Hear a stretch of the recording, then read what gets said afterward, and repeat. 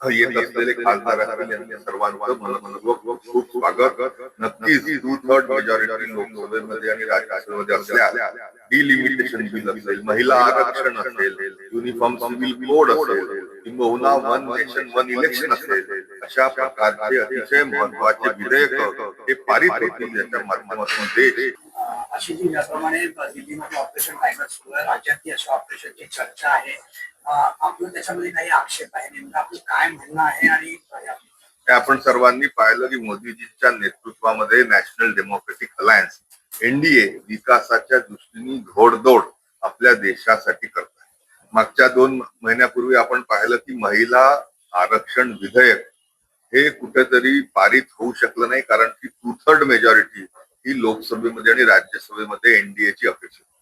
अशा याच्यामध्ये असे सर्व खासदार ज्यांना वाटतं की महिला आरक्षण पारित व्हावं, त्यांनी जर एनडीए मध्ये येण्याचं ठरवलं असेल तर आम्ही सर्वजण मिळून त्याचं मनपूर्वक स्वागत करतोय, अभिनंदन करतोय, आभार देखील मानतोय. मग त्यामध्ये बंगालचे खासदार असतील, त्यामध्ये महाराष्ट्रातले येत असलेले खासदार असतील, यांचं सर्वांचं मनपूर्वक खूप खूप स्वागत.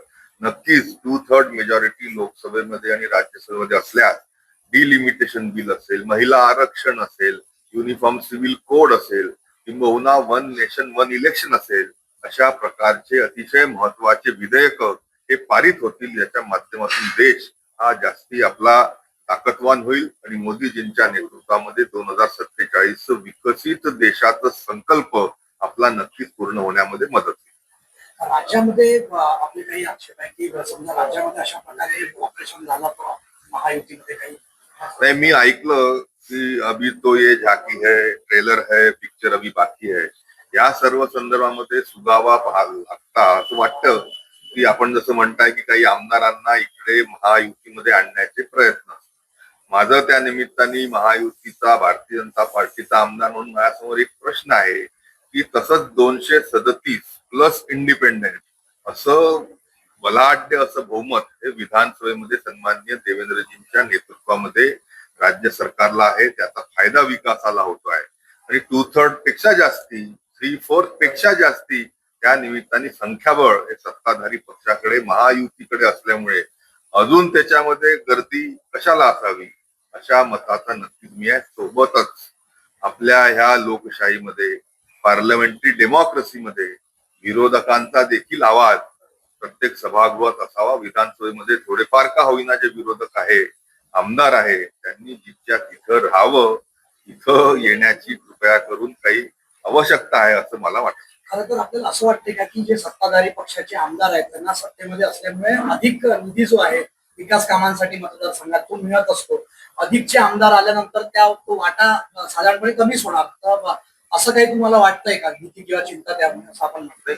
अनावश्यक गर्दी अति तिथे माती असं जे म्हणतात ती कशाला हवी? शेवटी विकासाच्या निधीमध्ये विभागणी अजून जास्ती कशाला हवी? समोर चालून 2029च्या विधानसभेच्या निवडणुकीमध्ये, विविध जिल्ह्यांमध्ये स्थानिक स्वराज्य संस्थांच्या निवडणुकीमध्ये जे तिकीट वाटपामध्ये गोंधळ आणि घोळ होऊ शकतो, तो आजच जर आपल्याला त्याच्यापासून दूर राहायचं असेल तर मला असं वाटतं अजून जास्ती आमदारांची गरज महायुतीमध्ये नाहीये. 3/4 पेक्षा जास्तीची संख्या ही नक्कीच महायुतीत आहे. आपण आपल्या नेत्यांना आणि महायुतीच्या पदाधिकारी नेत्यांना काही याबद्दल सांगणार आहे का, किंवा आपलं जे म्हणणं आहे ते कळवणार आहे? हे नक्कीच या सर्व संदर्भामध्ये पक्षाच्या नेतृत्वाकडे मी माझं मत मांडील.